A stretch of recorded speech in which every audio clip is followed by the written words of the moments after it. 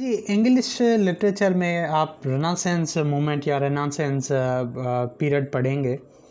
Renaissance जो कि French language का वर्ड है और उसकी मीनिंग है कि रीबर्थ यानी दोबारा जन्म लेना, दोबारा पैदा होना।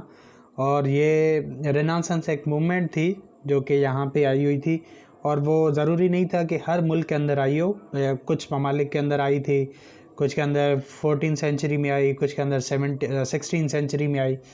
जैसे इटली पहला वो मुल्क था, पहली वो स्टेट थी जहाँ पे 14th सेंचुरी में ये जो है मूवमेंट आई थी और इंग्लैंड में तब नहीं आई थी। इंग्लैंड में फिर ये हिस्ट्री हमें बताती है कि 16th सेंचुरी में वो मूवमेंट आई थी इंग्लैंड में। यानी इंग्लैंड से पहले फ्रेंच के अंदर रेनेसांस मूवमेंट आ चुकी थी। और रेनेसांस मूवमेंट का मकसद ये था कि जो पुराने ट्रेंड्स थे लैंग्वेज के, लिटरेचर के, उन सब को चेंज करके और फिर एक नए ट्रेंड सेट हुए थे। अच्छा, और फिर जो है आगे एक और अगर हम डेफिनेशन अगर देखते हैं कि renaissance is a period in history and cultural movement marking the transition from the middle ages to modernity.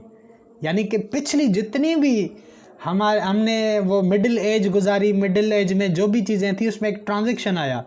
जब आप वीडियो एडिटिंग करते हैं ना तो वहाँ पे एक ट्रांजेक्शन ऐड करते हैं जिसमें पिछली क्लिप और आगे वाली क्लिप में एक ऐसा फ्लैश आ जाता है जो कि उसको कनेक्ट कर देता है और फिर नई चीज़ आ जाती है।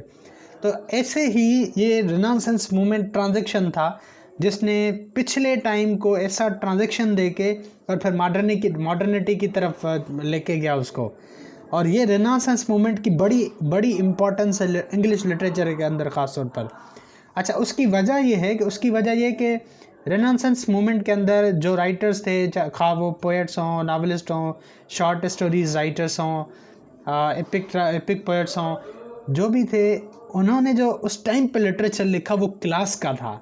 क्योंकि उन्होंने वो टाइम देखा जब ओल्ड लिटरेचर, मिडिल लिटरेचर जो है वो उसका सूरज डूब रहा था और फिर मॉडर्निटी का एक नया सूरज निकल रहा था। तो वो कमाल का क्या आलीशान लिटरेचर उस टाइम पे जो है वो लिखा गया, फिर पढ़ा गया और आज तक हम पढ़ते आ रहे हैं, जिसके ऊपर मैं अलहदा से वीडियोज़ इंशाल्लाह जल्दी बना के आप लोगों के साथ शेयर कर दूँगा।